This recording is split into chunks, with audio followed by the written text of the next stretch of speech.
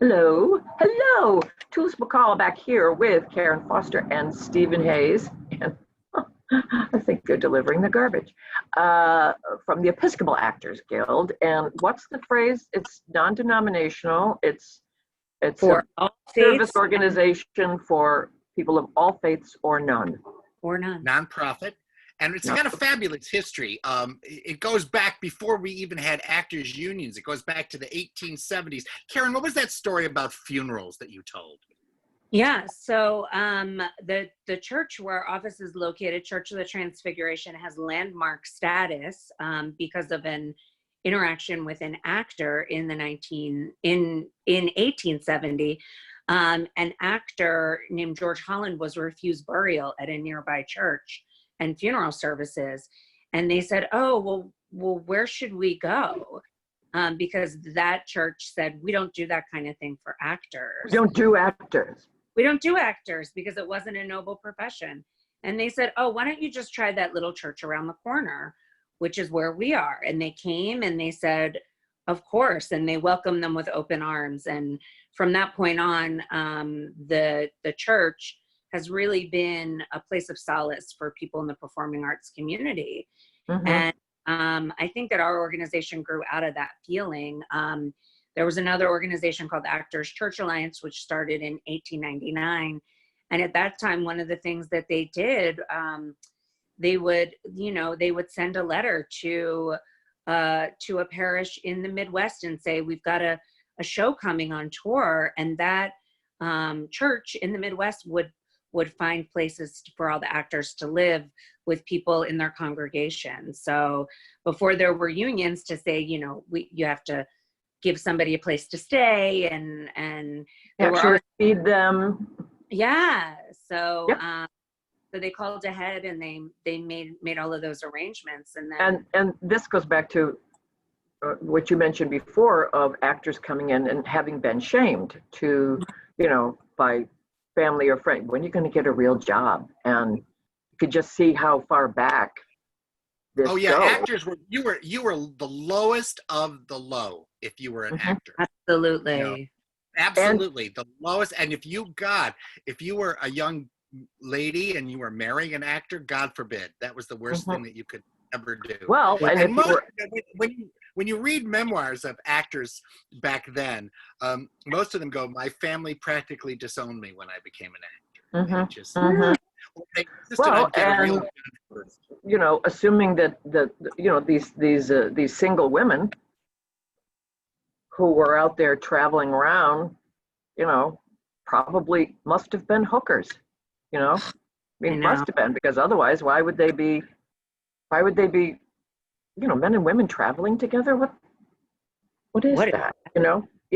So there was just a lot of speculation, but we've had such a famous group of people that have joined the Episcopal Actors Guild. When you come to the room, for example, there's this wonderful armoire that belonged to Margaret Hamilton. Margaret Hamilton, who was the witch in The Wizard of Oz. Witch. What a world.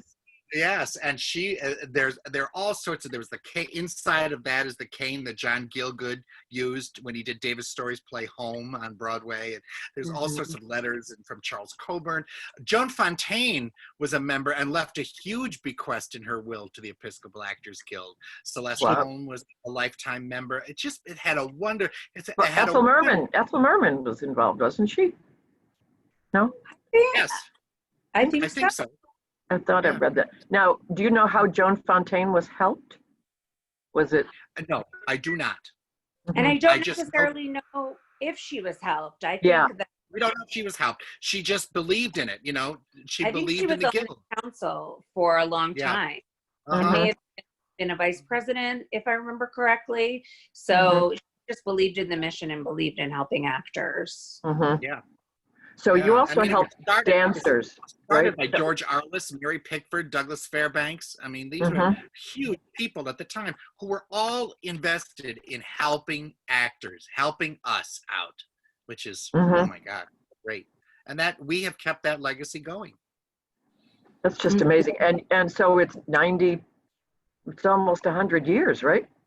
100 years in 2023. So we're coming up on that big centennial. Start planning that party now, obviously. Yeah, we sure do.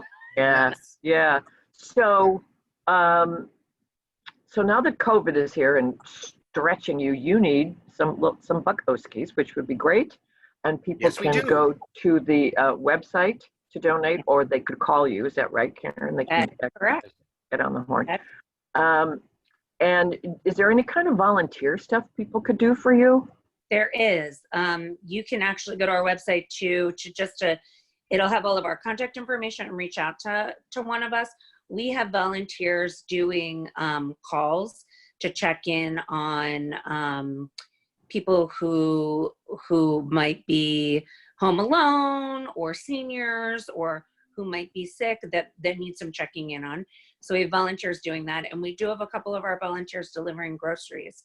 So if you think you would like to cheer people up, then just give us a call and we'll put you. Oh, that's fantastic. Do they do dog walking?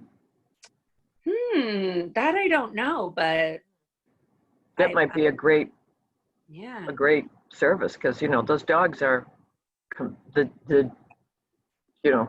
big companions. Yeah. Good gravy. It is so windy here. I'm just waiting for for Dorothy to be flying by, or Mrs. What's her face on the bicycle. Oh, she bit you? No, she bit her dog. She bit her dog. You mean your dog bit you? Okay, so I'm going to wrap this particular one up. Is there anything else you'd like to make sure we get in there? Just in this time, stay safe, everyone. Stay healthy, and please support and give to the Episcopal Actors Guild. It's a wonderful organization at www.actorsguild.org.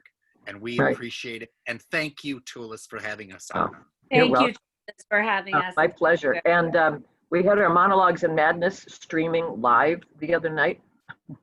Boy, that's a phrase. Monologues and Madness streaming live. And we raised enough money to cover our expenses, and we're going to be sending you a donation. And let me just say, a lot of those were $5 donations. So you could be sitting there and going, I can only afford $5. Well, guess what? Every little bit helps. Really, seriously. Really, the majority of our donations were viewers, and they were under $10. And we raised several $100s. So I know sometimes we get caught in this. If I can't do what I want to do, then I shouldn't do anything. And I'm just here to remind you that little bit makes a difference. Yeah, it really does. So thank you all for watching, and we'll be back with more from the Actors Guild in our next episode.